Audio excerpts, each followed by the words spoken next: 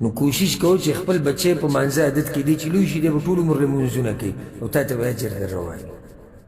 د یو ورور سوال کړی دی چې زما پلار وفات شوی دی، نو که چېرته زه نیک اعمال کومه څنګه اجر چې ما ته میلاویږي هغه شان اجر به زما پلار ته میلاویږي ځکه چې زه د هغه پلار نه پیدا یم. او بیا چې زه که واده وکړم او الله ماله بچي راکړي هغوی نیک اعمال کوي هغوی اجر به ما ته میلاویږي او که نه؟ الجواب انسان چې کله مړ شي عمل ختم شي، حسنات د ده نور ودرېږي سوای د یو څو کارونه لکه مشهور حدیث ته صحیح مسلم کې بار بار ویلی چې انسان مړ شي انقطع عنه عمله الا من ثلاثه الا من صدقة جاریه او علم ينتفع به او ولد صالح يدعو له، چې نیک عمله بچی پرېږدي، صدقه جاریه یا علم چې خلکو ته د فایده میلاوي. یو بل حدیث ته امام ابن ماجه راوړی په هغې کې یو څو شیونه ذکر شوي، علم یې خور کړی، نیک عمله بچی پرېښودی، قرآن یې چال اخیستی، جومات یې جوړ کړی، مسافرو دپاره یې کور جوړ کړی، آرامخانې جوړه کړي او چېرته ولی روانه کړي، کوې یې ویستی.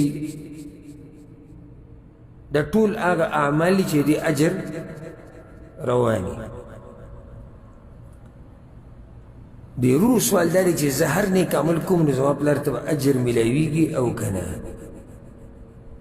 جواب د دې مسلې هغه دا دی که چېرته دې پلار ده ته دا عمل ښوولی نو بیا ورته اجر میلاویږي، ځکه چې حدیث کې دا دی په صحیح مسلم کې من دعا الى هدى كان له من الاجر مثل اجور من تبعه. څوک چې د هدایت طرف ته چاله دعوت ورکړي نو څومره خلک چې بیا په دې عمل کوي ده ته به د هغوی د اجر په شان اجر میلاوي. خو هلته پکې شرط دی من دعا چې چا دعوت ورکړی.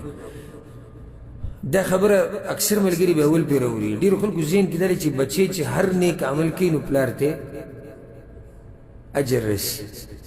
دا خبره صحیح ده؟ نه ده صحیح.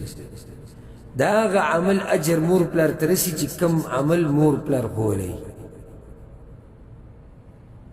نو کوشش کوو چې خپل بچی په مانځه عادت کې دی چې لوی شي دی به ټول عمر لمونځونه کوي او تا ته به اجر در روایي. د خپل بچي نه عالم جوړ کړه، دی چې څو پورې دا علم خوری او په دې عمل کې او نورو ته بیانوي ستا به کې حصه ده. که چېرته پلار بچي له دیني تربیت نه یې ورکړی او بېدینه سړی او مړ شو او دا بچی بس لاړ د علماو سره کېناست او دین یې زده کړو، دینداره سړی ته جوړ شو، هغه پلار ته اجر نه میلاویږي. ولې نه میلاویږي؟ ځکه چې هغه ورته نه دی ښوولی. نو دا د ډېرو خلکو ذهن کې دا خبره دي چې پرته ده چې لکه سړی چې کوم هم نیک عمل کوي په دې کې به مور پلار ته لازم اجر میلاویږي. خو دا خبره غلطه ده. اجر به میلاویږي هله چې کله مور پلار دا عمل ښوولی وي. ضرور ووایي زه خو د پلار نه پیدا یم او بیا دا بچي به زما نه پیدا وي، نو دې خو دا مطلب نه شو چې ته د پلار نه پیدا یې ته چې کوم عمل کې هغه ته به اجر میلاویږي. نه، دا خبره د ده یا دې ځای نه دلیل نه و، دا کمزوري.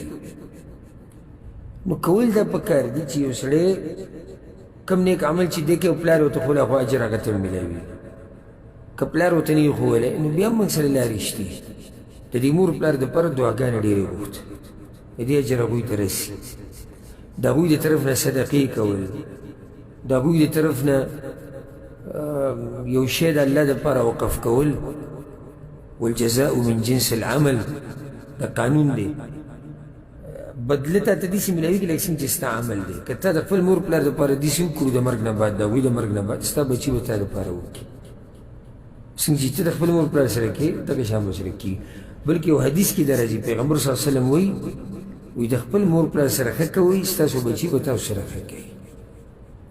او دا موږ په خپلو سترګو لیدلي، په خپلو سترګو موږ لیدلي چې کوم خلک د خپل مور پلار سره ښه وو د هغوی بچي د هغوی سره انتهایي د ادب معامله کوي.